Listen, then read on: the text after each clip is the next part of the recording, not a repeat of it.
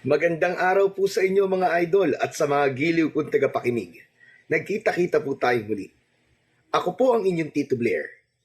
Sa araw po na ito, pakinggan po natin ang kwento ng batang si Botong. Isang batang namumuhay ng payak kasama ang kanyang ama. Magiliw, masipag at masiyahing bata si Botong. Sa pagbisita ng kanyang mga tsuwin, matutuklasan niya ang iniingatang mutya ng kanilang pamilya. At sa kabila noon, isang masalimuot na pangyayari ang magaganap. Nahuhubog sa batang si Botong upang siya ay maging matatag at matapang. Sa pagkamatay ng kanyang ama at mga tsuwin, naiwan sa kanya ang 4 na mutya at mabubuo sa kanyang puso ang kagustuhang maghiganti sa gumawa noon sa kanyang mga mahal sa buhay. Sa pag-iisa niya, makikilala niya ang mag-asawa na tutulong at gagabay sa kanya. Ano pa ang matutuklasan ni Botong sa paglipas ng panahon? At sino o ano ang pumatay sa kanyang ama at mga tsuwin? Magagawa ba niyang makuha ang inaasam niyang hustisya na matagal na niyang pinaghahandaan laban sa mga nilalang na tila nagmula sa mundo ng kadiliman? Ngunit bago ang lahat mga idol, huwag naman po nating kalimutan mag-subscribe at i-hit ang notification bell sa aking YouTube channel na The Voice Addict para sa mas marami pang makapigil hiningang kwentong aswang at katatakutan mula sa mundo ng kababalaghan. Umpisahan na po natin ang kwento. Anak, huwag ka masyadong lalayo ha. Kapag maglalaro ka dito ka lang banda sa bakanting lote na malapit sa ating bahay. Diyan mo lang yayain ang iyong mga kaibigan na maglaro ha. Tutal malawak naman ang bakuran natin. Sige po, Tay. Para naman po makauwi ako sa bawat sandali para matingnan ko po kayo. Siya nga pala, huwag ka masyado magpapawis ha. Baka magaya ka sa akin. Huwag po kayo mag-alala, Tay. Naglagay na rin po ako ng bimpo sa likod ko para hindi po mabasa ng pawis. Para po hindi po ako matuyuan. Sige po, Tay. Pupunta muna ako sa mga kaibigan ko. Paalam po. Tuluyang umalis si Botong para puntahan ang kanyang mga kaibigan. Nais niyang yayain ang mga ito na pumunta sa bakanting lote na nasa tapat ng kanilang bahay. Alam niyang oras-oras, kailangan niyang tingnan ang kalagayan ng kanyang ama dahil may sakit ito. Nang lumaon, pumayag na rin ang kanyang mga kaibigan, kaya doon sila naglaro sa bakanting lote na nasa tapat lang ng bahay ni Botong.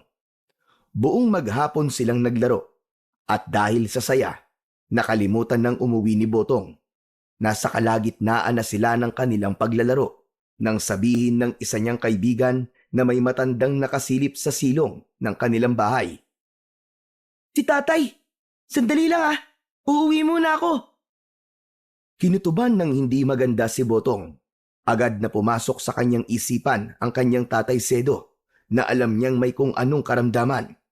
Sakto namang paglapit niya sa tapat ng kanilang bahay nang biglang umalis ang matanda.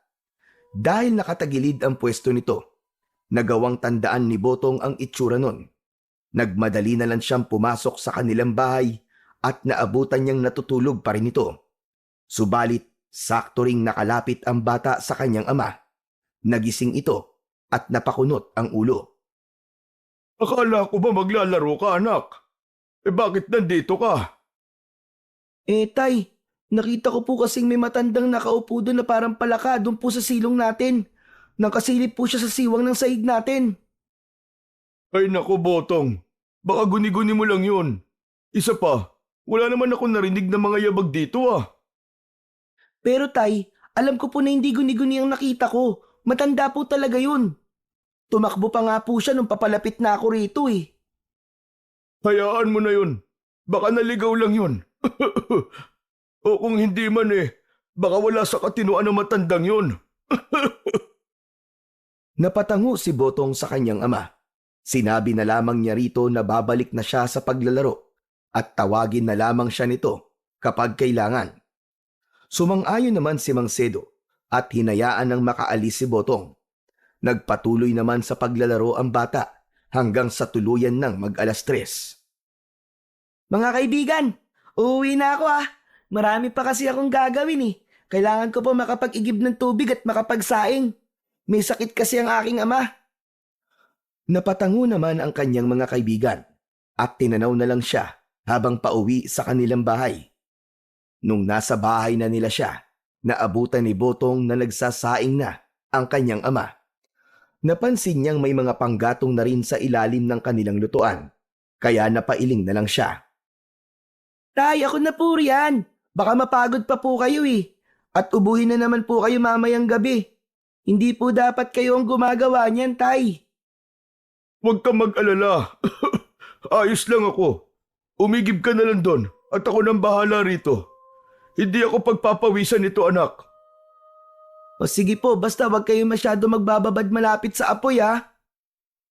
Nung mga panahong yun, nagpaalam na si Botong na iigib na muna sa lumang balon na nasa dulong bahagi ng kanilang nayon. Nasa kalagitnaan siya ng kanyang paglalakad nang may makasalubong siyang isang matanda. Nagtaka siya rito kung bakit parang wala yon sa sarili habang naglalakad. Sinipat pa niyang maigi ang muka ng matanda, ngunit pilit namang iniiwas nun ang kanyang mga mata. Ikaw yun! Ikaw ang matandang nasa silong namin at nakasilip kay tatay. Pagkatapos niyang magwika, napatitig sa kanya ng mabalasik ang naturang matanda. Ang buong akala ni Botong, susugurin siya nito. Pero nagulat siya nang tumakbo ng ubod ng bilis ang matanda at hindi na ito lumingon pa kay Botong. Kinutuban ng hindi maganda ang bata, kaya lakad takbo ang kanyang ginawa hanggang sa makarating siya sa balon. Agad siyang sumalok ng tubig doon at nagmadali ring umuwi. Kailangan makauwi ako kagad. Baka muling balikan ng matandang yun ng aking ama. Teka, hindi kaya aswang yun? Lumakas ang kabog ng dibdib ni Botong, dulot ng kanyang pangamba. Mas lalo pa niyang binilisan ang kanyang paglalakad pauwi, kahit na may kabigatan ang kanyang dala. Nang malapit na siya sa kanilang bahay, nakarinig siya ng mga pag-uusap. Dahil dito, nagmadali siyang pumasok sa kanilang kusina para ilagay roon ang sisidlan ng tubig na kanyang inigiban. Dahil may narinig siyang boses, nagpasya siyang tumungo sa silid nilang mag-ama at may nakita siyang 3 lalaking nakatayo sa paligid ng kanyang tatay Sedo. Nagtaka pa si Botong kung bakit parang biglaan ang panghihina ng kanyang ama at naisip niyang baka dahil ito sa mga ginawa niya sa maghapong yon.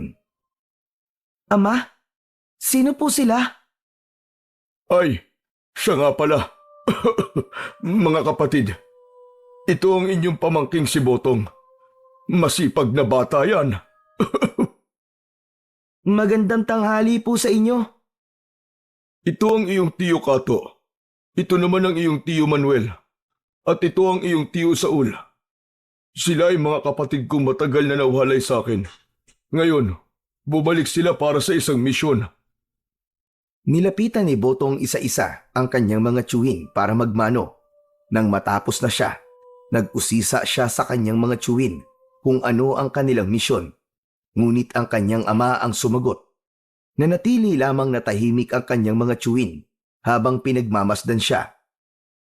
Anak, naririto sila upang puksain ang mga aswang na nambibiktima sa kabilang baryo natin.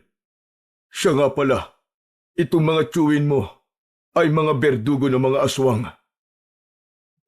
Kayo po. Bakit hindi kayo naging kagaya nila? Nanunugis din po ba kayo dati ng aswang, itay? Alam mo anak, ang ganyang gawain ay iniwan ko na magmula nung magkaroon ako ng pamilya. Ayokong isakripisyo kayo ng iyong ina. Yun nga lang, maaga siyang kinuha sa atin. Kung nandirito lang sana siya. Bakit po? Wala po ba mga pamilya ang 3 kong tiyuhin?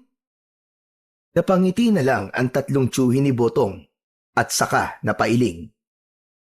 Dahil sa bigat ng kanilang gampanin, mas pinili nilang wag nang mag-asawa. Marahil kung nag-asawa man sila, panigurado magiging kagaya ko rin ang kanilang kapalaran.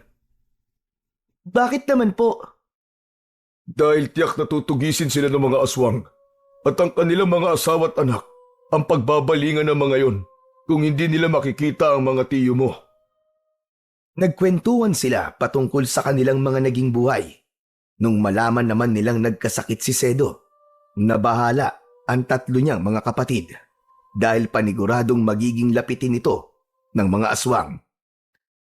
Natatakot nga rin po ako mga tiyo sa kalagayan po ni tatay ngayon. Nung nakaraan nga lang po, may nahuli po akong isang matandang nakasilip sa kanya mula sa silong ng bahay po namin. Tapos po nang umigib po ako ng tubig, nakasalubong ko pa po yung matandang yun. Ibang-iba po ang kanyang itsura at kilos. Kakaiba po talaga. Nang malaman ng tatlo ang patungkol sa matanda, sinabi nilang pipirmi na muna sila sa bahay ni Sedo ng ilang araw. Kinakailangan nilang pangalagaan ang kanilang kapatid, lalo pa at meron itong sakit at banta mula sa mga aswang na umaaligid. Kinagabihan, pagkatapos nilang maghapunan, nagpaalam ang tatlong magkakapatid na roronda lamang sa paligid. Naiwan naman sa kanilang bahay sina Sedo at Botong habang inaantabayanan ang pagbabalik ng tatlo. Itay, hindi po ba natatakot sina tiyo sa aswang? Bakit po nagagawa nilang tugisin ang mga yon? Hindi sila natatakot dahil alam nilang kaya nilang lumaban sa mga aswang. Ang tapang naman po nila. Hindi kaya meron po silang mga agimat? Napangiti na lamang si Sedo sa naging tanong ng anak. Saglit itong natahimik pero nang lumaon, nagsalita na rin ito. Ang tatlong tiyuhin mo ay may tangang mutya ng kalikasan. Kaya kahit na anong panganib pa ang kanilang susuungin, hindi sila natatakot. Ang tiyo Kato mo ay may mutya ng lupa. Ang tiyo Manuel mo naman ay may mutya ng hangin. At ang tiyo Saul mo ay may mutya mula sa tubig. Napanganga naman si Botong sa kanyang nalaman. Hindi niya inaasahang may mga ganoong taglay pala ang kanyang mga tiyo. Kayo po, meron po ba kayong taglay? Napangiti na lamang si Sedo sa naging tanong ng kanyang anak. Hindi niya sinagot ang naging tanong nito. Sa halip, niyaya niya si Botong na matulog na lamang. Wala namang nagawa ang bata sapagkat ramdam din niya ang pagod dahil sa paglalaro niya at pag-iigib ng tubig. Nasa kahimbingan na siya ng kanyang pagtulog nang makarinig siya ng mga ingay sa labas ng kanilang bahay. Nagtaka naman si Botong kung ano yon, kaya napabangon siya at napalapit sa bintana. Ano kaya ang ingay na yun? At bakit parang may naglalabanan sa labas ng bahay? Lumakas ang kabog ng dibdib ni Botong. Napanganga siya nang makitang kinakalaban ng tatlo niyang tiyuhin ang isang aswang. Pinaligiran nila ito at pinagtulungan. At kahit na masyadong maliksi ang galaw ng nilalang, kalaunan nagawa nilang paslangin ito. Hindi alam ni Botong kung ano ang kanyang magiging reaksyon. Kaya naman, minabuti niyang bumalik na lang sa kanyang higaan. Pagkaraan lamang ng higit isang oras, bumalik na rin ang tatlo niyang tiyuhin sa loob ng kanilang bahay. Nagising naman noon si Sedo at inusisa ang nangyari. Oh, kumusta naman ang naging lakad nyo? Mukhang napalaban kayong tatlo ah. Napangiti naman ang tatlong kapatid ni Sedo at sinabi na matagumpay nilang napatay ang aswang na bumibisita sa kanilang bahay. Sinabi rin nila na aalis na sila pagdating ng bukas upang tumugis pa ng ibang aswang. Kampante na rin silang dalawa na wala ng aswang na bibisita sa may sakit dahil matatakot na ang mga ito. Tuluyan na nga silang natulog at pagkagising ni Botong, hindi niya na naabutan ang kanyang mga tiyuhin. Nakaalis na mga tiyuhin mo anak. Pero babalik sila sa takdang panahon. Sayang naman po at hindi ko man lang sila nakita bago po sila umalis sa lugar na to. Huwag kang mag-alala dahil darating ang panahon at muli silang babalik dito. Baka wala ng mga aswang dito sa atin, kaya mas pinili nilang lumipat na ng ibang lugar. Naging normal naman ang buhay nilang mag-ama nang wala na ang tatlong tiyuhin ni Botong. Kahit paano, unti-unti nang gumagaling ang kanyang ama mula sa karamdaman nito. Naging malakas ito at nakagagawa na ng mangilang-ngilang mabibigat na bagay. Isang gabi, habang nakahiga silang dalawa, ay pareho silang hindi makatulog. Bakit kaya kahit na anong gawin ko, hindi ako makatulog? Umuukil-kil pa rin sa aking isipan ng tatlo mong tiyuhin. Kinakabahan ako na hindi ko alam kung anong rason. Hindi kaya may masamang nangyari na sa kanila, Tay? Diyos ko, Botong, huwag kang mag-isip ng ganyan. Patawad po, Tay. Sana naman nasa maayos po silang kalagayan. Idalangin na lang natin na walang nangyari sa kanila. Sige na, Botong. Pilitin mo sarili mo makatulog. Pero Tay, hindi po talaga ako makatulog kahit na anong gawin ko eh. Basta, pilitin mo at wag mo nang isipin ang mga tiyuhin mo. Kaya nila ang kanilang sarili. Sa takot ni Botong na mapagalitan siya ng kanyang ama, pinilit niya ang kanyang sarili na matulog. Sa kabutihang palad naman, tuluyan siyang nakaidlip. Subalit pagkaraan lang ng halos 2 oras, nagising siya na wala ang kanyang ama sa kanyang tabi. Hindi niya alam kung saan ito nagpunta. Ngunit dahil hinihila pa rin siya ng antok, nagpatianod na lang siya rito. Kinabukasan, nagising siya na nakatayo ang kanyang ama sa tapat ng bintana habang nakatalikod. Tay, saan po kayo nagpunta kagabi? Nakagisnan ko po kasing wala kayo sa tabi ko eh. Nagpahangin lang ako sa labas, anak. Ganun po ba? Pero, kumusta na kaya si Tiyo? Hindi sumagot si Sedo sa kanyang anak. Nanatili itong tahimik habang nakatitig sa malayo. Napatitig na lang din sa kanyang ama si Botong at tila nagtataka sa naging kilos nito. Walang ano-ano, bigla ang nakaramdam ng matinding ginaw si Botong at sa hindi niya inaasahan, kinilabutan siya habang nakatitig sa ama niyang nakatalikod. Anak, patawarin mo ko. Patawad? Para po saan? Kasi mas pinili kong iwan ka para tulungan ang mga tiyuhin mo. Teka, Tay, hindi ko po kayo maintindihan eh. Ano po bang ibig niyong sabihin? Basta, siya nga pala. Tignan mo sa aking lagayan ng damit. Makikita mo roon ang 4 na mutya ng kalikasan. Ang mutya namin ng iyong mga tiyuhin. Tay, hindi ko po talaga kayo maintindihan. Ano po bang ibig niyong sabihin, Tay? Hindi sumagot si Sedo sa kanyang anak. Sa halip, marahan itong napaharap kay Botong. Saktong pagkaharap niya, halos mapaigtad ang bata nang makita niyang hindi klaro ang muka ng kanyang ama at parang binura ito. Ano po nangyayari sa inyo, Tay? Mahirap ipaliwanag, anak. Pero lagi mong tatandaan, kahit nasaan man ako mapadpad, babantayan kita. Mapatawad mo sana ako. Habang nagsasalita si Sedo, unti-unting nagkaroon ng liwanag sa paligid ng kanyang katawan. Kinutuban ng hindi maganda si Botong, kaya nagmadali siyang yumakap sa kanyang ama.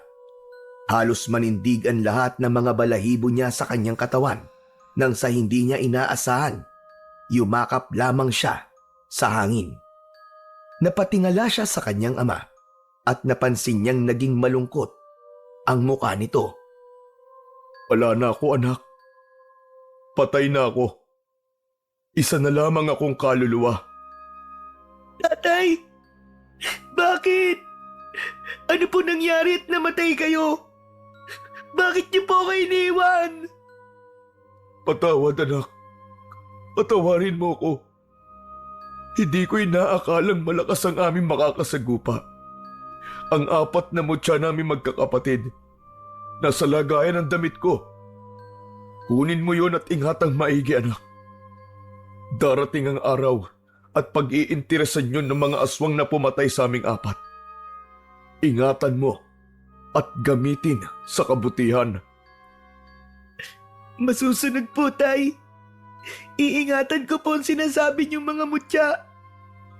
Habang nasa ganoong sitwasyon, mas lalo pang binalot ng liwanag si Sedo hanggang sa hindi na nakita ni Botong ang kanyang ama dahil tuluyan na itong nilamon ng liwanag. Napahagulgul na lang ang bata dahil sa kanyang panlulumo at kalungkutan. Hindi niya inaakalang yun na ang kanyang madadatnan pagkagising niya ng umagang yun. Hindi niya alam kung paano magpatuloy sa kanyang buhay dahil batid niyang mag-isa na lamang siya, nasusuong sa lahat ng bagay. Ang mga mutya, yun na lamang ang natitirang alaala sa akin ni Ama at ng aking mga tiyuhin. Napatakbo si Botong patungo sa tapat ng aparador kung saan nakatago ang mga damit ng kanyang ama. Pagkarating niya roon, biglaang nanginig ang kanyang mga kalamnan. Pakiramdam niya ay may kuryenteng dumaloy sa kanyang buong katawan. Tiningnan niya ang mga damit ng kanyang ama at napanganga na lang si Botong nang makita niya ang 4 na mutyang naroroon. Ang mutya ng apoy, tubig, hangin at lupa. Totoo nga sinabi ni Tatay. Narito nga mga mutya. Nung una, nag-aalangan pa si Botong na hawakan yon. Ngunit habang tumatagal ang pagtitig niya ron, tila hinihikayat siya ng 4 na mutya para hawakan sila. Bunsod nito, sinubukan niyang kunin ang 4 at nung pagsamasamahin niya ito sa kanyang palad, biglaang naging iba ang kanyang pakiramdam. Tila naglalaban ang mga enerhiya nun, kaya naisip niyang ihiwalay ang bawat mutya. Minabuti niyang lagyan na rin ng kanya-kanyang lagayan ang mga yon upang hindi didikit sa isa't isa. Hindi na nagawa pang mahanap ni Botong ang bangkay ng kanyang ama at mga tiyuhin. Magmula rin nun, namuhay siya at itinaguyod ang kanyang sarili ng mag-isa. Isang gabi. Ano kaya itong nangyayari sa akin? Bakit parang hindi ako mapakali? Nakaramdam ng kakaiba si Botong. Kahit na anong gawin niya, hindi siya makatulog. Dahil dito, nagpasya na lang siyang magpahangin sa labas.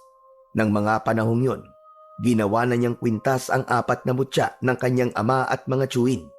Saktong pagkalabas niya ng kanilang bahay, agad niyang napansin na parang may pumipintig sa kanyang ulo at maging sa mga kalamnan niya. Dahil dito, nagpasya siyang makiramdam sa paligid habang nagpapahangin. Ano kayang meron sa bahaging yan ng sagingan? Parang may mga taong nagtatago riyan at nakamasid dito ah. Dulot ng kanyang pagkakuryoso, marahan siyang naglakad doon. Alam niyang dahil sa tinataglay niyang mutya ng tubig at lupa, magkakaroon siya ng bertud ng tagabulag. Habang naglalakad siya patungo roon, napansin niyang umiinit ang kanyang pakiramdam. Babala ito ng mutya ng apoy. Paniguradong may pangalib na nakaamba para sa akin. Hindi niya pinansin ang mga napapansin niyang pagbabago sa kanyang katawan. Nagpatuloy siya sa kanyang paglalakad hanggang sa makarating siya sa tapat ng sagingan. Akmang papasok na sana siya roon nang sa hindi niya inaasahan. Nakarinig siya ng pagkaluskos na animoy tumatakas. Hinayaan na lamang niya yon, pero nang makita niya ang nilalang na tumatakbo palayo, naisipan niyang sundan ito. Sa tulong naman ng bertud na tinataglay ng mutya ng hangin, naging mabilis ang kanyang pagtakbo. Nagawa niyang abutan ang nilalang, pero nag-alangan siyang magpakita roon, kahit na parang may tumutulak sa kanya na hamunin ang aswang. Hindi, kinakailangan kong mag-ingat. Paniguradong may mga kasama to. Ramdam kong ibang presensya kanina. Naisip niyang marahil isang pain lamang yun at malagay pa siya sa alanganin. Bunsod nito, napagpasyahan niyang bumalik na lang sa kanyang bahay. Nasa kalagitnaan na siya ng kanyang paglalakad nang sa hindi niya inaasahan, biglaan siyang nakaramdam ng kakaibang init sa kanyang katawan. Alam niyang may peligro sa paligid, kaya nagmatsyag siya.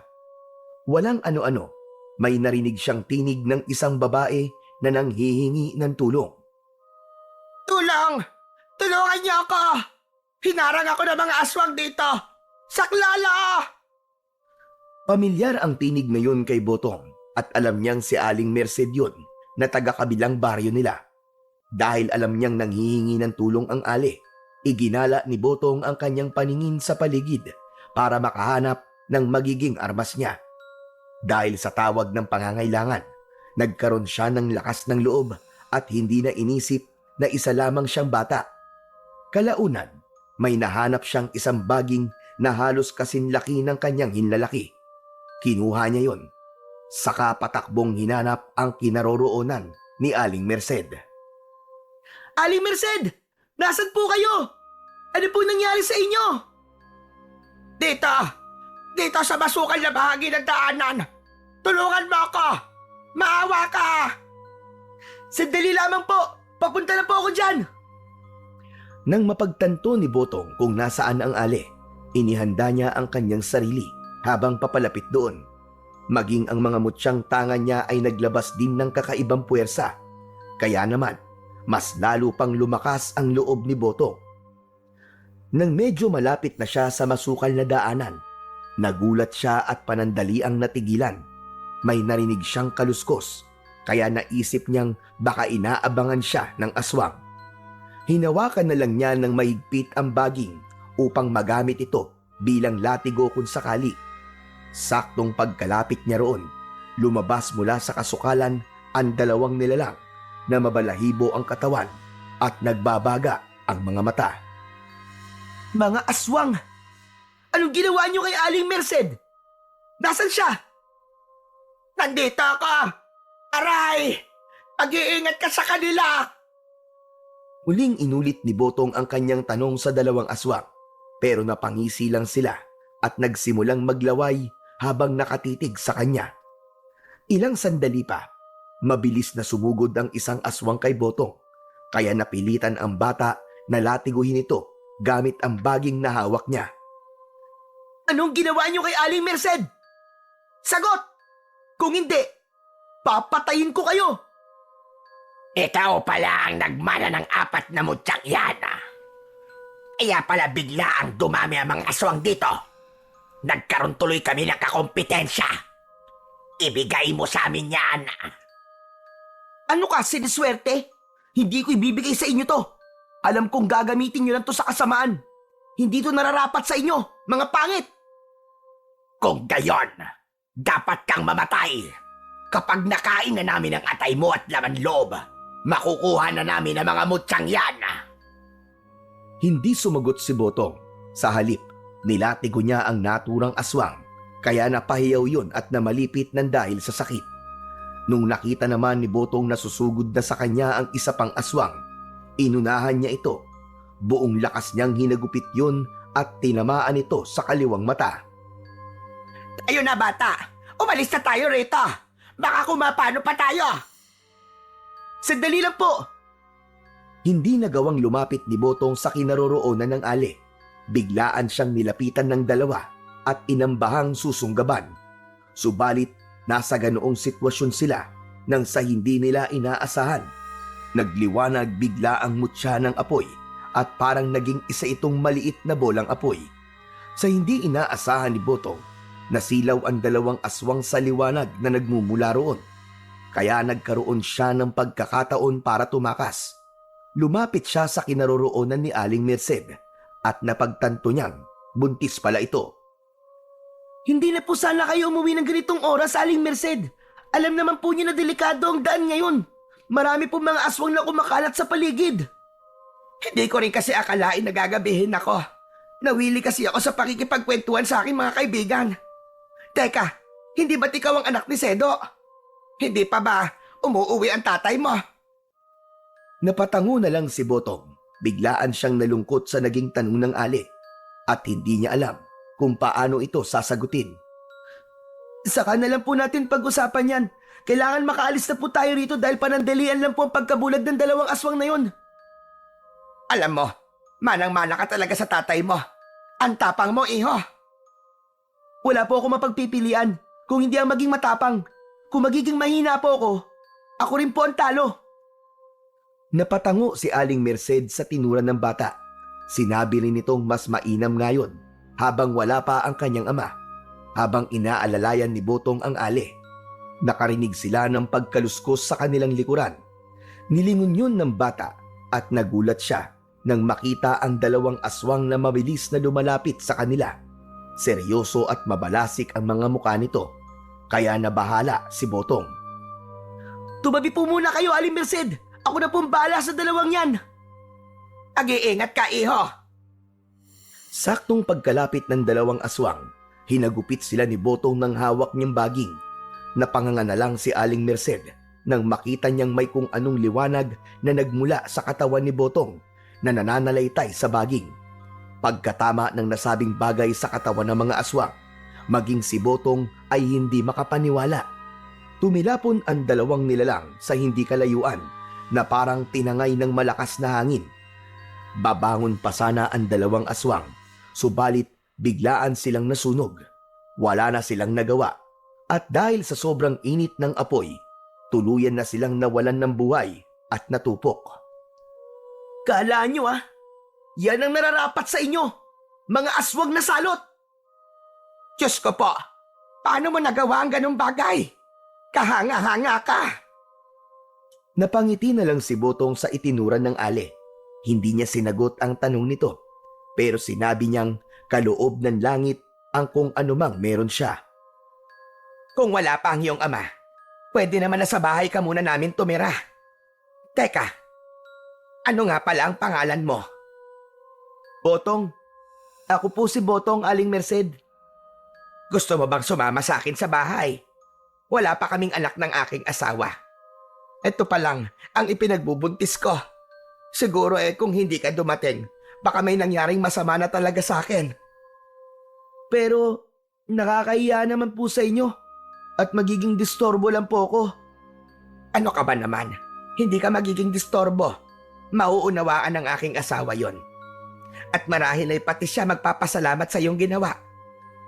Pero sino nga ba ang mag-aakalang ang isang bata na kagaya mo ay kayang pumaslang ng aswang? Siguro po, dahil po sa tawag na rin ng pangangailangan. Kung hindi ko po kayo narinig, baka hindi ko rin po nagawa ang ganon. Pero maiba ko. Nasa na nga pa lang yung amang si Sedo? Hindi ko siya nakikita. Kasi po, Aling Merced, ang totoo po kasi niyan, patay na po si tatay. Ano ka mo? Aba, ano nangyari yon? Akala ko ba ay bumuti na ang kanyang kalagayan? Opo, kaso lang, dahil kinakailangan po ng aking mga tsuhin ng tulong, hindi po siya nagdalawang isip na maglakbay para hanapin sila. Yun po, hindi na po nakabalik ang kanyang katawan sa aming bahay. Pero, ano mo nalaman na patay na siya? Nagising na lang po kasi ako isang umaga at nakita ko po siyang nakatalikod habang nakaharap po sa bintana. Nakausap ko pa nga po siya kaso napansin ko pong sobrang liwanag niya. Ayun po, nung yayakapin ko na po siya, hindi ko po magawa. Inamin na rin po niya sa akin mismo na namatay na raw po siya dahil sa pagtulong sa kanyang mga kapatid. Hindi na naipagpatuloy ni Aling Merced ang kanyang pagtatanong kay Botong dahil bigla ang napahagulgol ang bata. Pakiramdam ni Botong ng mga sandaling yon, sinakluban siya ng langit at lupa dahil muli na namang nanariwa sa kanya ang pagkawala ng kanyang ama. Inalo na lang din siya ni Aling Merced at sinabi na aampunin niya ito para hindi na ito magiging mag-isa sa buhay. Sumama ka na lang sa akin at ituturing ka naming parang sarili naming anak. Kung yan po ang gusto nyo, nahihiyaman po ako sige po. Sasama po ako sa inyo. O siya sige, pero dapat ang itatawag mo sa akin ay nanay, samantalang ang Mang Raul mo naman ay Tatay Raul. Sige po, Nanay Merced. Umuwi silang dalawa patungo sa bahay ni Aling Merced. Nung naroroon na sila, nagtaka pa si Mang Raul na asawa niya kung bakit umuwi pa ito ng ganung oras. Sana doon ka na lang natulog. Alam mo naman delikado ang panahon ngayon Abay, hindi ko rin kasi akalaing gagabihin ako sa daan, ano? Ay, siya nga pala, Raul. Ito ang anak ni Sedo, si Botong. Oh, Botong, kumusta ang tatay mo? Ano nga pala sadya mo rito? Wala na po si tatay. Namatay na po siya. Kaya't magmula ngayon, Raul, dito na siya titira sa atin. Tayo na ang magsisilbi niyang mga magulang. Ipinaliwanag ni Aling Merced sa kanyang asawa kung ano ang nangyari. Ganun na lang din ang pagpapasalamat ni Mang Raul kay Botong dahil sa pagliligtas nito sa buhay ng kanyang asawa. Dahil sa nangyari, pumayag si Mang Raul sa kung anumang sinabi ni Aling Merced sa kanya.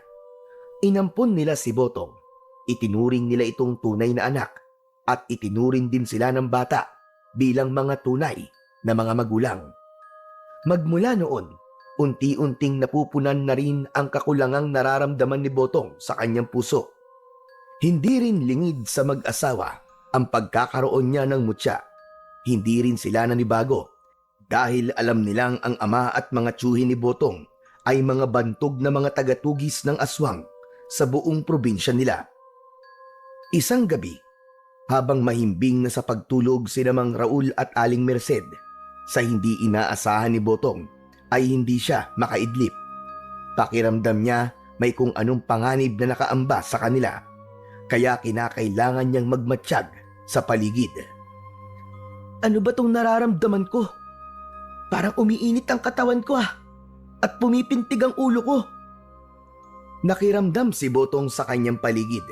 Ilang beses din niyang tinignan sina Mang Raul at Aling Merced. Walang ano-ano.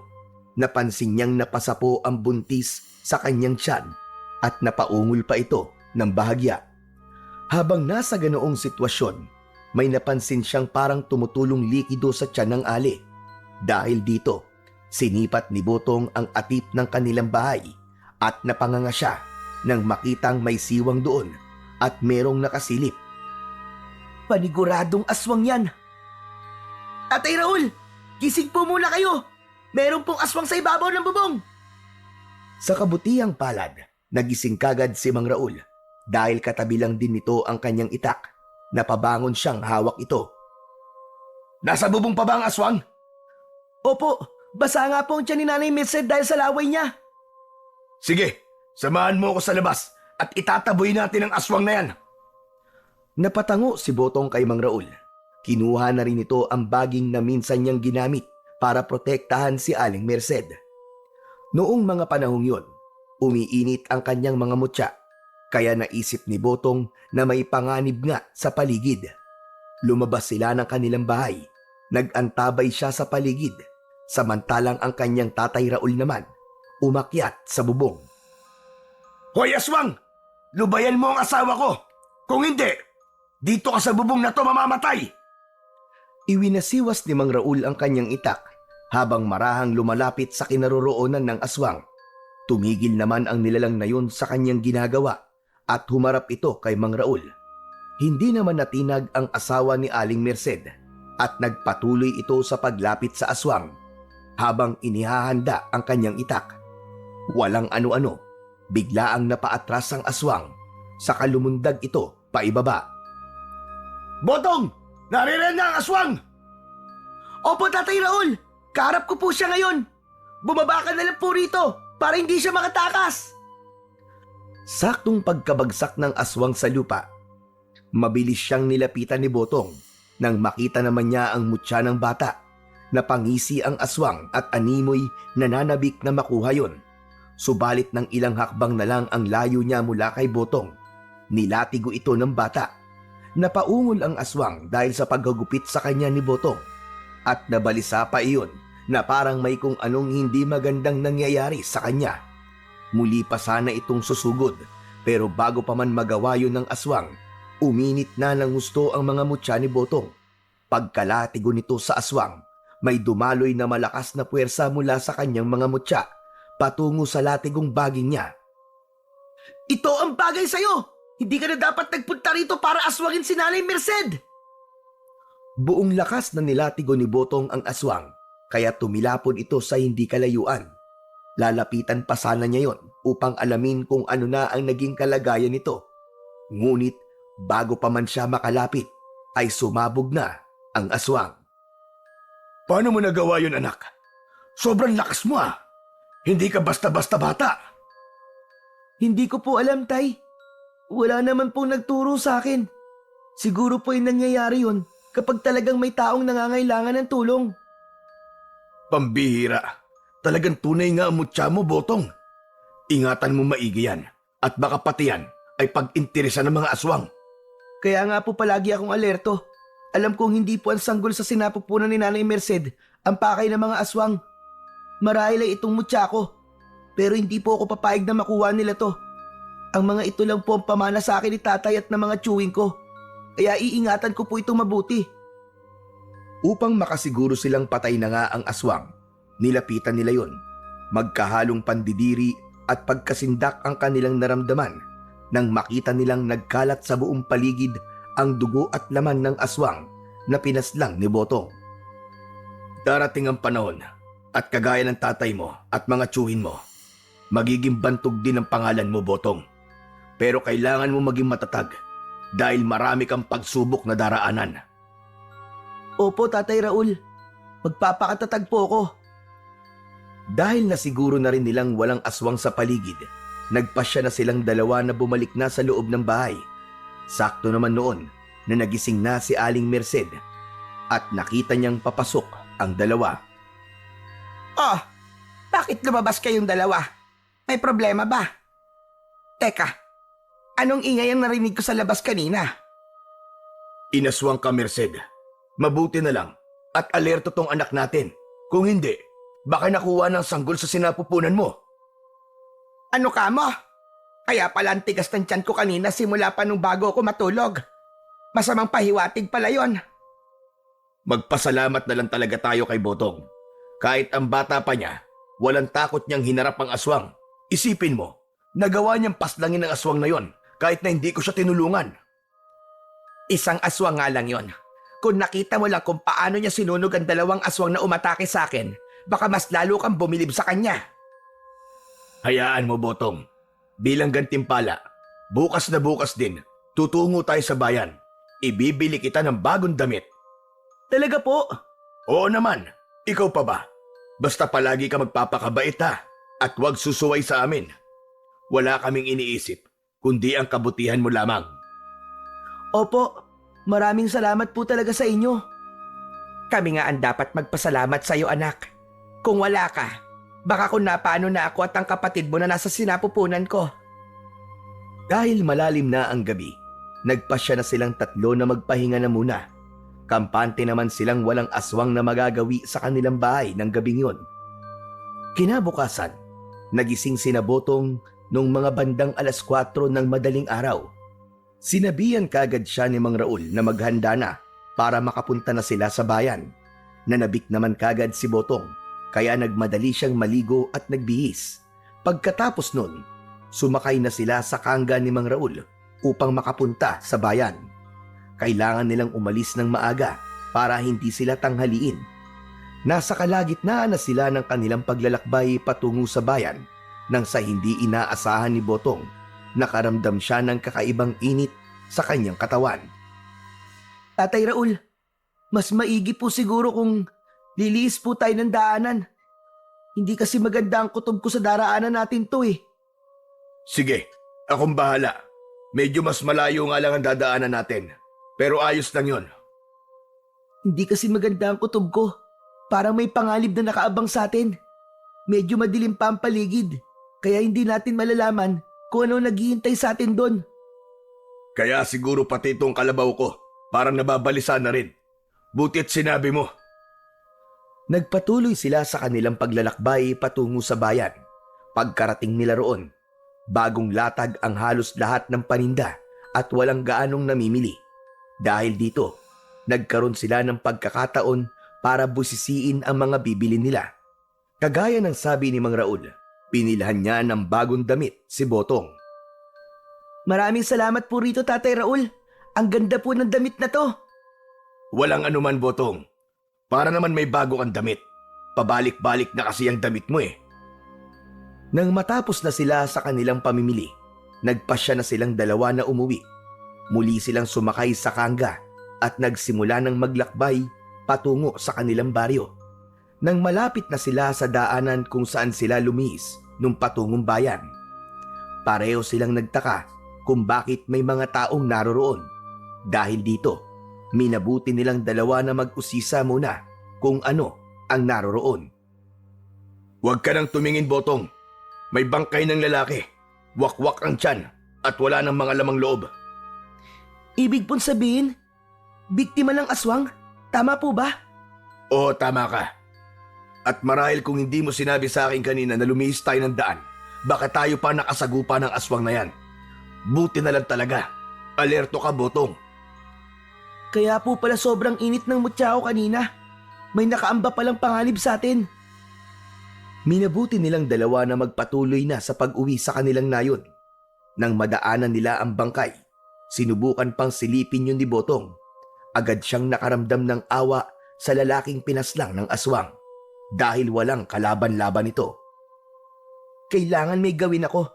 Hindi pa pwedeng magasik ng lagim ang mga aswang dito sa aming bayan. Hindi maaari.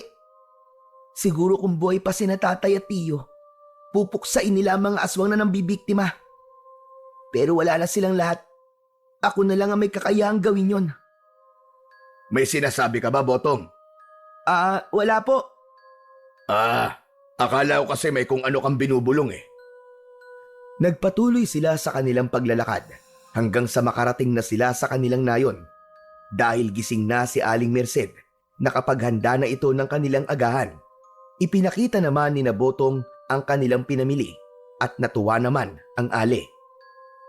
Sa susunod, kapag ako naman na mamamalengke, bibilan din kita ng damit.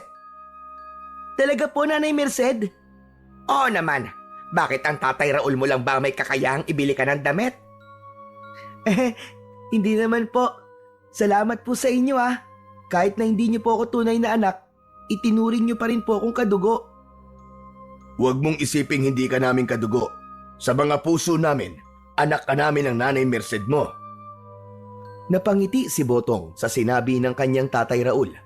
Napayakap na lang siya sa dalawa at nagpasalamat.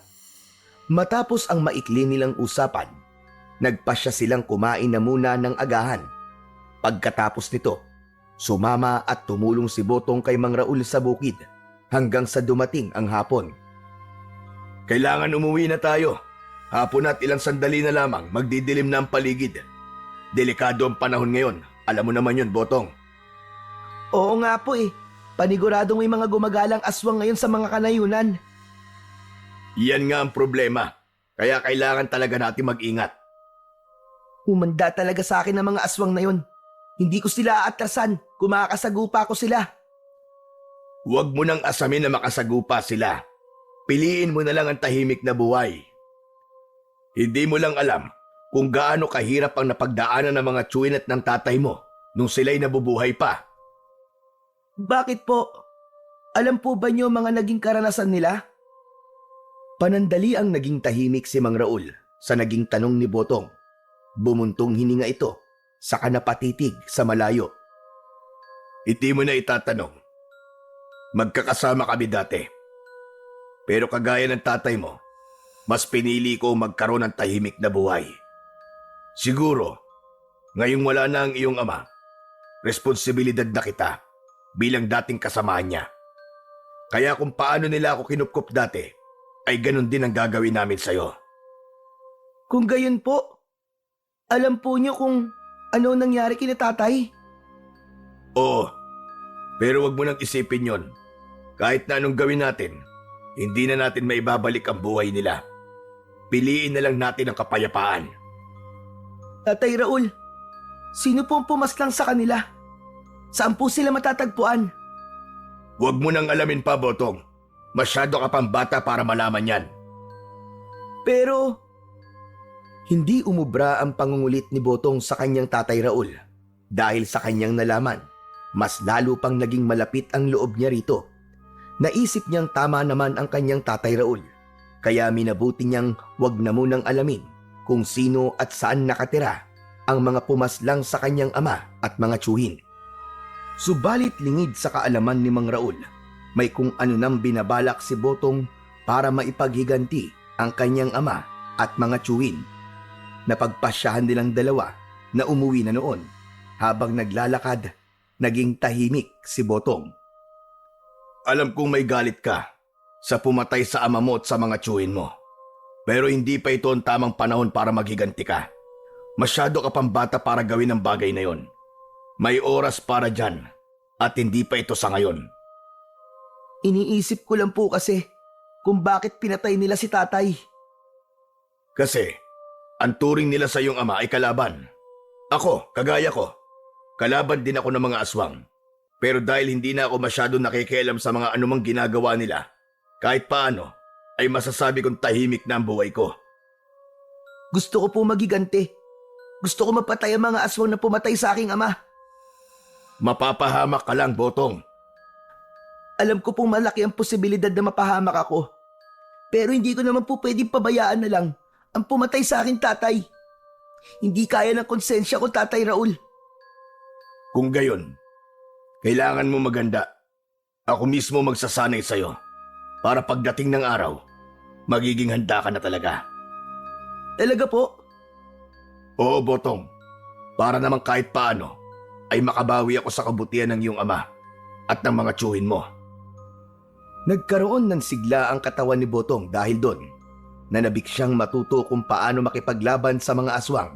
Hindi niya inisip ang panganib na posible niyang susuungin dahil ang pinagtuunan niya ng pansin ay ang makapaghiganti sa mga pumatay sa ama at mga tiyuhin niya.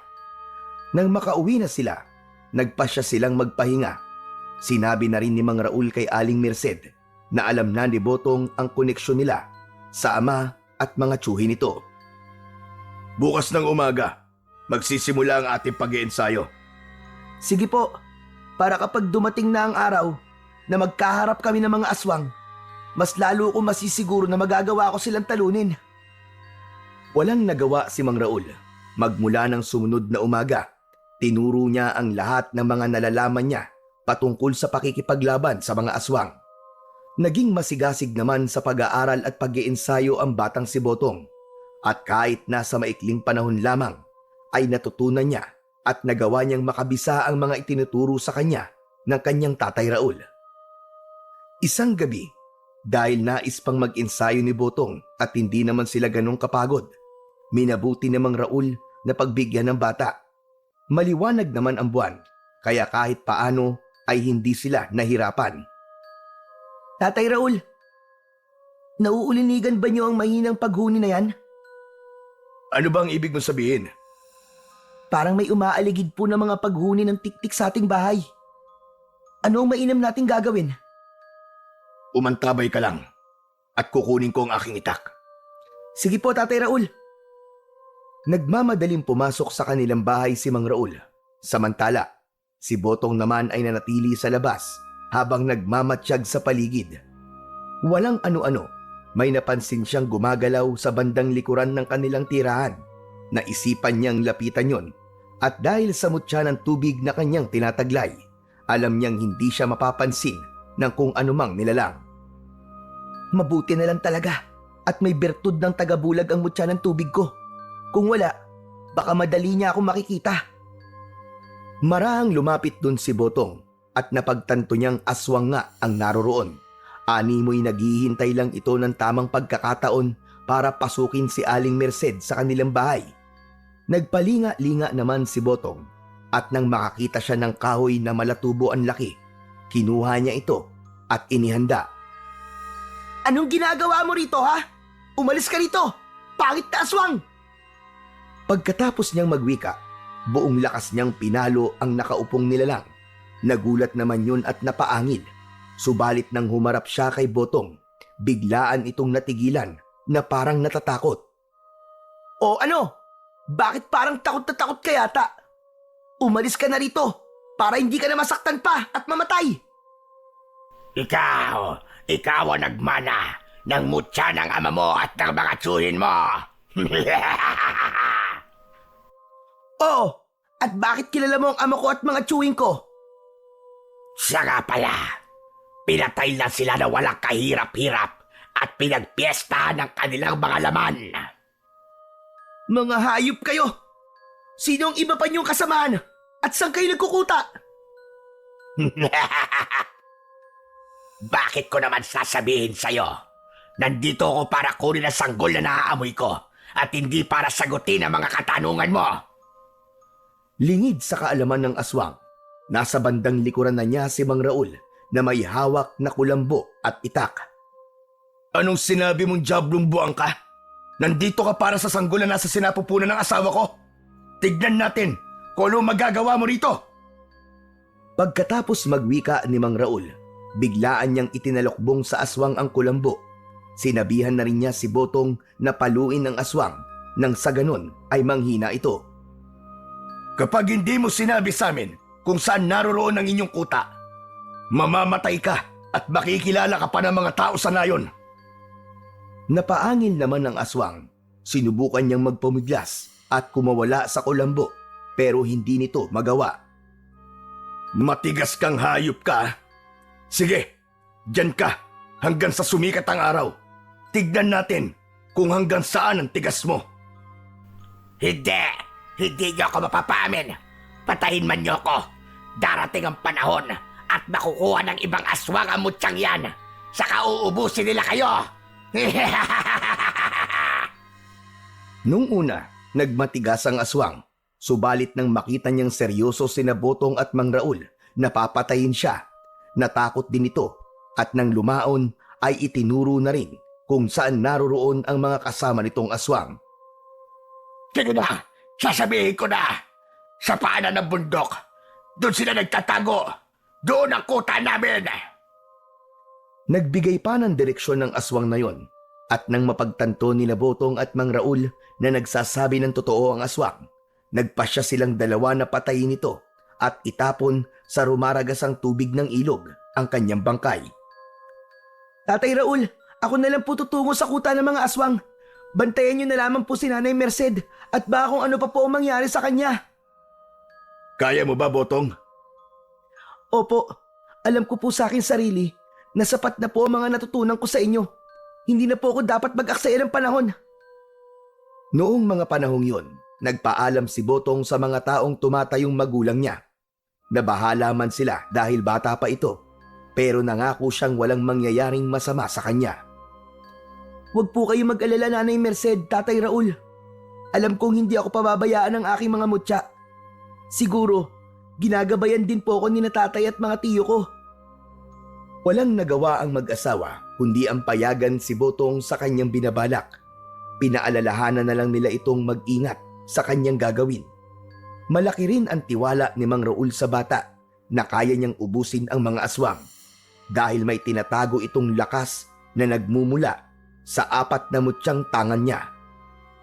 Hindi na rin inaksaya pa ni Botong ang kanyang oras at nagsimula na siyang maglakbay. Ilang araw at gabi ang kanyang ginugol at ang tanging dala niya ay ang mga mutya niya, itak at ang baging na minsan niyang ginamit laban sa mga aswang. Sa kabutihang palad, sa buong oras ng naging paglalakbay niya, hindi siya nakaramdam ng gutom o uhaw. Madilim na ang paligid nung nakarating siya sa kuta, kaya minabuti niyang ihanda ang kanyang sarili. Lalabas ako rito ng buhay. Ipaghihiganti ko ang aking ama at mga tiyuhin. Sa tulong ng bertud ng tagabulag, nakapasok siya sa kuta ng mga aswang. Dahil alam niyang hindi siya pwedeng mag-aksaya ng panahon, kinuha ni Botong ang isang sulo at walang pagdadalawang isip na siniliban ang mga kubo roon. Naghiyawan naman ang mga taga roon at dahil sa pagkataranta, hindi nila nalaman kung sino ang may gawa ng pagkasunog na yon. Walang ano-ano, sa hindi inaasahan ni Botong, ay may mga aswang na nakakita sa pagsunog sana niya ng huling kubo. Mapangas kang bata ka! Sino nagdala sa'yo rito? Ako lang, bakit? At nandirito ko para maningil. Wala kaming utang sa'yo, bata. Umuwi ka na kung ayaw mo maging pagkain namin. Pagkatapos magwika ng aswang na yon, lahat sila ay nagpalit ng anyo sa mabalahibong nilalang. Pinaligiran nila si Botong, kaya inihanda ng bata ang kanyang latigong gawa sa baging. Nagsimula na ring magpakita ng reaksyon ang suot niyang mga mutya, kaya alam niyang protektado siya. Sino yung pinag-aaksayahan nyo ng oras? Napayuko ang mga aswang bilang pagsaludo, kaya ibinaling ni Botong ang kanyang pansin sa paparating. Napalunok siya ng kanyang laway, pero kahit katiting ay hindi siya nakaramdam ng takot. Nanginig ang kanyang buong kalamnan dahil sa matinding galit na kanyang nararamdaman. Ako lang naman ang anak ng isa sa 4 niyong pinaslang. Ah, ikaw pala. Anong ginagawa mo rito? Gusto mo rin bang matulad sa ama mo at sa iyong mga tsuhin? Nandirito ako para singilin kayo. Pagkatapos niyang magwika, buong lakas niyang hinagupit ng baging ang pinunong aswang. Nakita yun ng mga aswang, kaya mabilis silang sumugod kay Botong. Hindi naman nagpatinag ang bata at hinambalos din sila nito. Pagbabayaran mo ang ginawa mong ito sa akin. Wala kang galang. Ang mga kagaya nyo ay hindi dapat ginagalang. Ang dapat sa inyo, pinapatay. Sige, pagpira-pira sa inyong katawan ng batang yan, ngunit huwag niyong pakikialaman ang hiyas na nakakwintas sa kanya. Dahil akin yan! Sa hudyat ng kanilang pinuno, sinugod ng mga aswang si Botong. Nung una, medyo nababahala pa si Botong. Ngunit nang nilukob na siya ng enerhiyang nagmumula sa kanyang mga mutya, nawala ang lahat ng pangamba niya't napalitan ng lakas ng loob. Ang bawat aswang na lumalapit sa kanya ay walang pagdadalawang isip niyang nilalatigo gamit ang baging. Dapat sa inyong lahat, mamatay at masunog sa impyerno. Dahil sa nag-ibayo niyang lakas, nagliwanag ang mga mutyang kanyang tangan. Ang liwanag na ito ay nagmistulang apoy na dumaloy patungo sa baging na hawak niya. Nung makita ng mga aswang yon, nag-alangan silang sumugod. Subalit dahil sa utos ng kanilang pinuno, wala silang nagawa kundi atakihin ang batang si Botong. Sa bawat paglapit ng aswang, walang habas itong nilalatigo ng bata. Ang dulot ng enerhiya na mula sa mga mutya, tumilapon ang mga ito at sumasabog sa ere. Nang lumaon, nagkalat sa paligid ang mga laman at buto ng aswang. Dumanak din sa lupa ang kanilang mga dugo. Yan lang ba ang kaya mo? Bakit hindi mo subukan sa akin? Ito, pustahan tayo. Kung magagawa mo kong talunin, makakalabas ka ng buhay rito.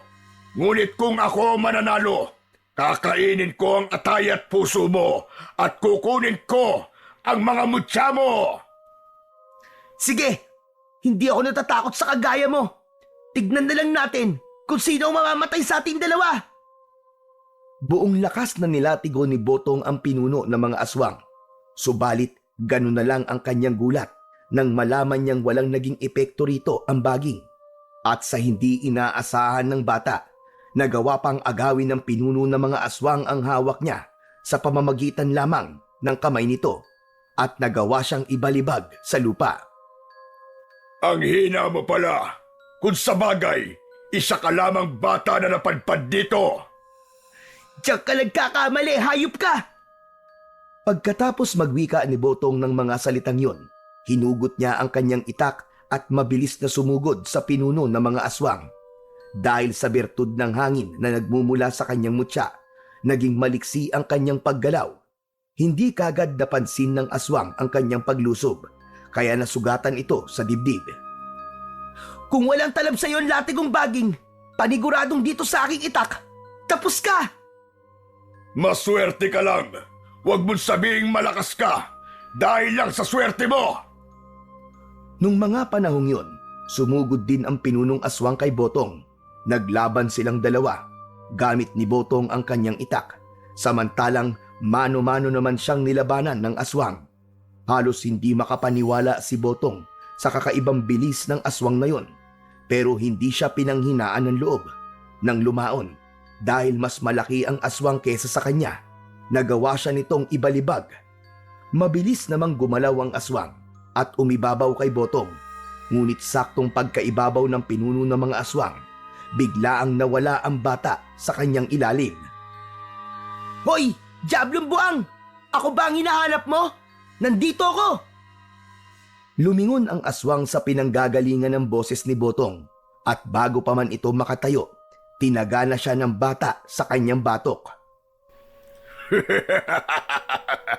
Bata ka pa, pero marunong ka nang magtraidor. Pero ayos lang yan. Hindi pinansin ni Botong ang sinabi ng pinuno ng mga aswang. Muli niyang tinaga ito, ngunit sa isang pagkisap ng mga mata ng bata, biglaan ding nawala ang pinuno ng mga aswang. Nagmatsyag siya sa kanyang paligid, pero wala siyang naramdamang presensya. At walang ano-ano. Akala mo ba, ikaw lang ang marunong? Mas biyasa ako sa ganyang taktika. Napalingon si Botong at nagulantang siya nang makita niyang nasa likuran nito ang aswang. Mabilis ang naging paggalaw nun at nagawa siya nitong sakalin at iangat sa lupa. Itutulad kita sa ama mo, Kutong Lupa. Papatayin kita at kakainin ang iyong lamang loob. At higit sa lahat, may makukuha ako sa iyong mga mutya at mas lalo pa akong lalakas at magiging makapangyarihan. Hindi mo to makukuha sa akin! Hindi ako papayag na magiging walang saysay ang aking pag-iigante! Napahalakhak na lamang ang aswang sa sinabi ni Botong. Nung mismong sandaling yon, ibinalibag niya ang bata at tumilapon ito ng halos 5 dipa mula sa kinatatayuan nito. Subalit, akmang susugod na sana ang pinuno ng mga aswang kay Botong nang biglaan itong matigilan. Napakunot noo ang bata dahil nakita niyang may nakatarak na palaso sa bandang tiyan ng pinuno ng mga aswang. Hindi ka magtatagumpay sa ninanais mo! Titiyakin namin na bago pa man sumikat ang araw, mamamatay ka na! Isa ka pa! Humanda ka sa akin! Hinugot ng pinuno ng mga aswang ang palasong nakatarak sa kanyang tiyan. Sa halip na sumugod kay Botong, ibinaling nito kay Mang Raul ang kanyang pansin. Nang makita naman ni Mang Raul ang itsura ng aswang, napatulala ito at parang may takot na biglaang namuo sa kanyang sistema. Subalit, nanatili pa ring nakatuon ang atensyon nito sa pinuno ng mga aswang. Mag-ingat ka, Tatay Raul! Uubusin ko kayo! Magiging hapunan ko kayo sa gabing ito! Inihanda naman ni Mang Raul ang kanyang sarili sa pag-atake ng pinuno ng mga aswang. Ilang beses din itong pinana iyon, subalit naging mabilis ang paggalaw ng pinuno ng mga aswang at nagawa niyang ilagan ang mga palaso. Bago pa man tuluyang makalapit sa kanya ang nilalang, lumundag ito. Nakita ni Mang Raul ang ginawa ng aswang, kaya mabilis niyang hinugot ang kanyang itak. Saktong pagkabagsak sa kanya ng pinuno ng mga aswang, sinalubong niya ito ng itak sa ere na siyang naging rason para tumarak yun sa tiyan ng aswang. Ang husay niyo po, Tatay Raul! Hindi nakapaganda ang aswang! Natigilan si Botong sa nais niyang sabihin. Nakita nga niyang nakatarak sa tiyan ng aswang ang itak ng kanyang Tatay Raul. Subalit, hindi napaghandaan ng lalaki ang kung anumang binabalak ng aswang. Nang makalapit na ang aswang, kahit pa na nakatarak sa kanyang tiyan ng itak ni Mang Raul, nagawa pa rin itong dukutin ang atay niya. Isa kang mangmang! Isa kang walang utak na nilalang! Bumagsak ang katawan ni Mang Raul sa lupa at wakwak ang tiyan nito. Napalingon naman ng aswang kay Botong at napangisi sa kahinugot ang itak na nakatarak sa kanyang tiyan. Mga walang silbi, inaakala ba ninyo na basta-basta nyo ko matatalo gamit lamang ang pagtalim? Hindi! Nagkakamali kayo! Talagang ang isa kang demonyo! Magbabayad ka sa ginawa mo! Hindi ako titigil hanggat hindi ka napapatay! Dinampot ni Botong ang kanyang itak at mabilis na sumugod sa kinatatayuan ng pinuno ng mga aswang. Napahalakhak na lang yun at nang malapit na sana ang bata sa kanya, nagulat ito nang biglaang nawala ang pinuno ng mga aswang. Mas lalo pang nagulantang si Botong nang may malakas na puwersang tumama sa kanya kahit pa nawala siyang nakikita. Yan pala ang larong gusto mo, ha? Tingnan natin! Ginamit na rin niya ang bertud ng tagabulag at sa tulong ng iba pa niyang tangang mutya, nagawa niyang makita ang pinuno ng mga aswang. Agad-agad niya itong sinugod at bago pa man makapaghanda ang nilalang na yon, nagawa na siyang lapitan ni Botong. Sinuntok niya ang aswang sa pagitan ng dalawang hita, saka buong lakas itong itinulak para mabuwal sa lupa. Mautak ka, bata ka! Talagang mautak ako!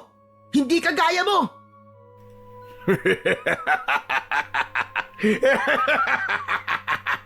Sa ating dalawa, ikaw ang may murang isipan. Kaya kung tutusin, mas may dunong ako sa'yo! Gunggong! Nang mga panahong yon, napakuyom ng kanyang palad si Botong. Humugot siya ng kanyang lakas at bago pa man makalapag ang aswang, buong lakas niyang sinuntok ito. Dahil sa puwersang dumaloy sa kanyang kamao, nag-ibayo ang kanyang lakas. Ito ang nararapat sa'yo! Saktong pagkasuntok ni Botong sa pinuno ng mga aswang na nasa ilalim niya, biglaan siyang nakarinig ng pagtawa sa kanyang likuran. Ganun na lang ang pagkagulat niya nang mapagtanto niyang mga tuyong dahon lamang pala ang kanyang sinuntok. Dahil sa lakas niya at sa bisa ng bertud ng apoy, nasunog ang mga dahon.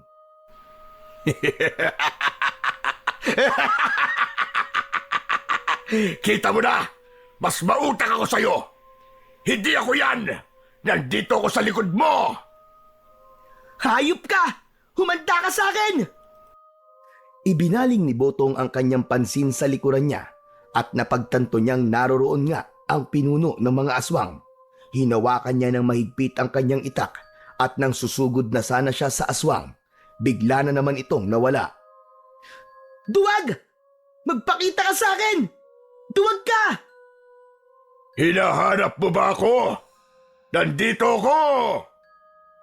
Bago pa man makalingon si Botong, biglaan siyang sinuntok ng pinuno ng mga aswang. Hindi niya napaghandaan ang gagawin niya, kaya sa hindi inaasahan ni Botong, nawalan siya ng balanse at tumilapon. Nang makita naman ng aswang ang nangyari kay Botong, mabilis itong lumapit sa bata at inibabawan ito. Ngayon pa lang, amoy na amoy ko na at lasang-lasa ko na ang atay mo, bata! Ngayon pa lang, amoy ko na rin ang kamatayan mo! Hayop ka! Umibabaw ang aswang kay Botong at sinubukan itong dukutin ang kanyang atay. Subalit sa hindi nito malamang dahilan, naging makunat ang balat ng bata at hindi man lang ito nasugatan. Hangal ka ba? Alam mo naman sigurong taglay ko umutya ng tubig at lupa. May mga birtud ng kabalat kunat ang mga to. Kaya humanda ka! Nung mga panahong yon, dumakot si Botong ng alikabok saka isinaboy sa mga mata ng pinuno ng mga aswang. Matapos niyang gawin ito, bumangon siya at hinagilap niya ang kanyang itak.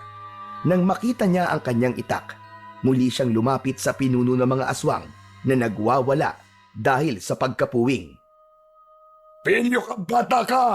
Napakapilyo mo! Humanda ka sa akin! Ikaw ang humanda! Bago pa man tuluyang maging malinaw ang paningin ng pinuno ng mga aswang, inundayan niya ito ng pagtaga sa tiyan at sa binti. Nang mawari ni Botong na hindi na ganong nasusugatan ang nilalang, naisipan niyang itarak sa lupa ang kanyang itak. Pagkatapos nito, buong lakas niyang tinaga ang aswang sa tiyan. Napanganga siya nang ganun lang kadaling nasugatan ang aswang at lumugay ang mga bituka nito. Sakto naman na bumalik na ang paningin ng pinuno ng mga aswang, kaya mabalasik itong napatitig kay Botong. Kahit pa na malaki ang naging sugat niya at nagkalugay-lugay ang kanyang bituka, mabilis itong umatake sa bata. Papatayin kita! Gagawin ko rin sa'yo ang ginawa mong ito sa akin! Sige! Walang problema! Hindi naman ako natatakot sa'yo! Ipaghiganti ko ang mga taong malalapit sa akin na pinatay mo! Mabilis na sinunggaban ng aswang si Botong. Nagpambuno silang dalawa at kahit pa nasubukang hugutin ng bata ang bituka ng aswang, animoy naging baliwala lang ito sa kanya. Habang nasa ganoong sitwasyon, walang pagdadalawang isip na binuhat ng aswang si Botong sa kabuong lakas na ibinalibag sa lupa. Napaungol ang bata dahil doon, pero hindi ito sumuko. Muli sana siyang sasakalin ng aswang at bubuhatin, ngunit nagawa niyang makadakot ng lupa. Saktong pagkanganga ng aswang, buong lakas at walang takot na isinalampak ni Botong ang lupang nadakot niya sa bunganga nito. Napaangil ang pinuno ng mga aswang dahil doon, kaya buong lakas niyang sinuntok si Botong. Dahil sa kanyang ginawa, nawalan ng malay ang bata.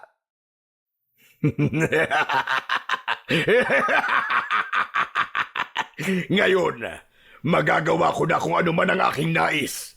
Kapag wala kang mutya, wala ka na rin pangontra sa iyong katawan. Pwede na kitang lantakan. Kinaladkad ng pinuno ng mga aswang si Botong. Dahil naman sa ginawa nun, nagising si Botong. Subalit, minabuti niyang wag nang ipaalam sa aswang na bumalik na ang kanyang ulirat. Kailangan kong mapaslang ang aswang na ito. Dahil kung hindi, paniguradong ako ang kanyang papatayin. Habang kinakaladkad siya, nagkataon na nakapanya ang baging na siyang ginamit niya bilang armas laban sa mga aswang. Dahil dito, kinuha niya yun at hindi binitiwan hanggang sa tumigil na rin ang aswang sa pagkaladkad sa kanya. Ngayon, matutulad ka rin sa ama mo at sa iyong mga tiyuhin. Marahang inihanda ni Botong ang hawak niyang baging. Pasimple rin niyang kinuha ang kanyang mga mutya at piniling isiksik yun sa katawan ng latigo niya. Sakto namang pagkatapos niyang gawin yun, napabaling bigla ang pinuno ng mga aswang sa kanya. Aha! Gising ka na palang bata ka! Oo, gising na ako! At ito ang para sa'yo! Mabilis siyang bumangon at walang pagdadalawang isip na nilatigo ang muka ng aswang. Pagkalapat ng dulo ng baging sa muka ng aswang, animoy nagkaroon ito ng malakas na kuryente na naging rason para tumilapon ang aswang. Agad na bumangon ang aswang at nang makita yon ni Botong, napatakbo siya para sugurin ito. Nung medyo malapit na siya sa pinuno ng mga aswang, hinambalos niya ito ng baging, kaya muling nabuwal ang nilalang. Akala mo ba'y malakas ka? Bakit parang humina na yata ang tuhod mo? Hayop ka bata ka! Ano ang ginawa mo sa akin? Simple lang naman. Ilang beses na nilatigo ni Botong ang pinuno ng mga aswang hanggang sa tuluyan itong mapahandusay sa lupa. Ibinaon ko sa baging na to ang mga mutya. Kaya namnamin mo ang mga hagupit ng kalikasan sa pamamagitan ng latigong ito. Hayop ka! Kinagalit mo talaga ako! Pagkatapos magwika ng aswang, unti-unti itong nagpalit ng anyo at naging isang malaking ahas. Nagbabaga ang mga mata nito at meron itong palong. Kita niya rin ang pangil nito, kaya napagtanto niyang napakadelikado ng ganong nilalang. Kakainin kita at wala kong ititira kahit pa ang mga buto mo! Hindi mangyayari yan. Dahil ngayon pa lang, mamamatay ka na. Ito na ang katapusan mo. Humugot ng buong lakas niya si Botong at binalak niyang itarak sa katawan ng dambuhalang ahas ang bahagi ng baging na hawak niya. Subalit ganoon na lamang ang kanyang pagkagulat nang bigla siyang nilulun ng ahas na yun. Palabasin mo ako rito! Hoy! Iluwa mo ako rito! Pilit siyang kumakawala, ngunit hindi niya magawa dahil napakadulas ng lalamunan ng ahas. Ilang sandali pa, unti-unti siyang dumausdos. Alam ni Botong na katapusan na niya ng mga panahong yon. Subalit nakita niya sa balat ng tiyan ng naturang nilalang ang muka ng kanyang ama at mga tiyo. Napakapit siya roon para hindi siya madaling mahulog. Hindi ako pwedeng sumuko. Ipaghihiganti ko kayo kahit na ano pa man ang mangyari. Nang mga sandaling yon, naisipan niyang itapon ang hawak niyang baging sa likidong naroroon sa tiyan ng ahas. Hindi man niya alam kung ano ang magiging kahihinatnan nito, pero isinugal niya ang kanyang huling alas. Nang mahulog na niya ang baging sa mainit na likidong naroroon, bigla yung bumula at tila nag-alboroto yon. Napansin din ni Botong na nagwawala ang aswang, kaya kumapit siya ng maigi para hindi siya dumiretso sa likidong nasa tiyan ng ahas. Walang ano-ano, bigla ang sumabog ng malakas ang ahas, kaya nakawala siya roon. Tapos na. Naipaghiganti ko na kayo, Ama. Nagawa ko na, mga tiyo. Tatay Raul. Ngayon, wala na ang aswang na pumaslang sa inyo. Bumangon siya at tiningnan ang katawan ng aswang. Napailing na lamang siya nang mapagtanto niyang nagkalasog-lasog pala ito. Nang makita niya ang 4 na mutya, dinampot niya yun, saka nagpasalamat ng buong puso. Mga mutya ng kalikasan. Kung di dahil sa inyo, ay baka namatay na ako. At hindi ko magagawang ipaghiganti ang pagkamatay ng ama ko at ng mga tiyuhin ko. Maraming salamat. Habang nasa ganoong sitwasyon, umihip ang malamig na hangin. Sa pag-aakalang may iba pa siyang kalaban, iginala niya ang kanyang paningin sa paligid. Magkahalong tuwa at lungkot ang kanyang naramdaman nang makita niya ang kaluluwa ng kanyang ama, Tatay Raul at ng 3 niyang tiyuhin. Nakangiti sila sa kanya at kumakaway. Parang may kung ano rin silang nais sabihin, pero hindi niya kayang marinig kung anuman ang kanilang sinasabi. Alam kong ginabayan niyo ako sa labang to. Ngayon, magiging tahimik na kayo. Dahil hindi kayang dali ni Botong ang bangkay ng kanyang Tatay Raul, nagpasya siyang sunugin na lang ito. Nang matapos ito, umuwi siya sa bahay ni na Aling Merced, saka sinabi ang masamang balita. Tawa ko! Paano na lang ako ngayong wala ka? Patawad po kung wala po ako nagawa, Nanay Merced. Patawad po at hindi ko siya nailigtas. Pero ngayong wala na po si Tatay Raul, huwag po kayo mag-alala. Gagawin ko po ang lahat. Hindi ko po kayo iiwan. Tutulong po ako sa inyo. Napayakap na lang si Aling Merced kay Botong at pareho silang napahagulgol. Magmula noon, kahit na bata pa lang siya, natutong magtrabaho si Botong. Inalagaan niya ang kanyang Nanay Merced at maging ang anak nitong itinuring niya ng tunay na kapatid. Maraming salamat sa iyo, Botong, iho. Kahit na hindi ka namin kadugo, minahal mo pa rin kami at inalagaan. Maaari pong hindi niyo ako kadugo, pero higit pa po sa kadugo ang turing ko sa inyo. Pamilya po tayo, Nanay. Pamilya. Ang gabing yun ang naging huling pag-uusap ni na Botong at Aling Merced. Kinabukasan, nabigla na lang si Botong. Wala na ang kanyang Nanay Merced. Hindi na ito humihinga at wala ng pulso. Wala siyang nagawa kung hindi ang tanggapin na lang ang naging kapalaran nito. Magmula noon, itinuon na lamang ni Botong ang pansin niya sa pag-aalaga sa kanyang kapatid. Hanggang sa lumipas pa ang ilang taon, napagdesisyonan ni Botong na mag-asawa na. Umalis siya sa probinsyang yon at pinilit na kalimutan ang masalimuot na karanasan niya sa buhay. Tumungo sila sa syudad para mamuhay ng normal. Subalit hanggang ngayon, itinatago pa rin niya ang 4 na mutya ng kalikasan na nagpapaalala sa kanya ng katapangang ginawa ng ama at mga tiyuhi niya nung labanan nila ang mga aswang. Kung naririto ka lang sana, Tatay Sedo, paniguradong matutuwa ka sa mga apo mo. Masisigla sila at makukulit. Sana, kung nasaan man kayo ngayon, ay masaya na kayo.